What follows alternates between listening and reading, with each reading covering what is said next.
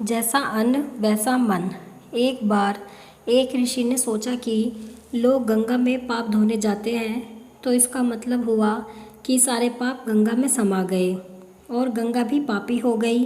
अब यह जानने के लिए तपस्या की कि पाप कहाँ जाता है।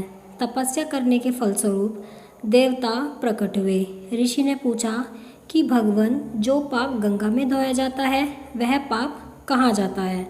भगवान ने कहा कि चलो गंगा से ही पूछते हैं। दोनों लोग गंगा के पास गए और कहा कि हे गंगे, सब लोग तुम्हारे यहाँ पाप धोते हैं तो इसका मतलब आप भी पापी हुई। गंगा ने कहा, मैं क्यों पापी हुई, मैं तो सारे पापों को ले जाकर समुद्र को अर्पित कर देती हूँ।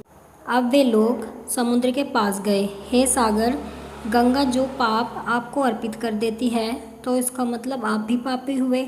समुद्र ने कहा, मैं क्यों पापी हुआ, मैं तो सारे पापों को ले जाकर भाप बनाकर बादल बना देता हूँ। अब वे लोग बादल के पास गए। हे बादल, समुद्र जो पापों को भाप बनाकर बादल बना देते हैं तो इसका मतलब आप पापी हुए। बादलों ने कहा, मैं क्यों पापी हुआ, मैं तो सारे पापों को वापस पानी बरसाकर धरती पर भेज देता हूँ जिससे अन्न उपजता है, जिसको मानव खाता है। उस अन्न में जो अन्न जिस मानसिक स्थिति से उगाया जाता है और जिस वृत्ति से प्राप्त किया जाता है, जिस मानसिक अवस्था में खाया जाता है, उसी अनुसार मानव की मानसिकता बनती है। शायद इसीलिए कहते हैं, जैसा खाए अन्न वैसा बनता मन। अन्न को जिस वृत्ति या कमाई से प्राप्त किया जाता है और जिस मानसिक अवस्था में खाया जाता है, वैसे ही विचार मानव के बन जाते हैं।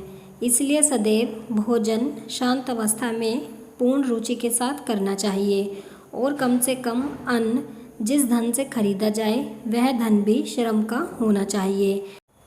आप कमेंट में ज़रूर बताइए कि आपको ये कहानी कैसी लगी है, आपके विचार क्या हैं कहानी के बारे में। अगर आपको कहानी पसंद आई है तो वीडियो को लाइक करें, शेयर करें और चैनल को सब्सक्राइब करें ऐसी ही कहानियों के लिए।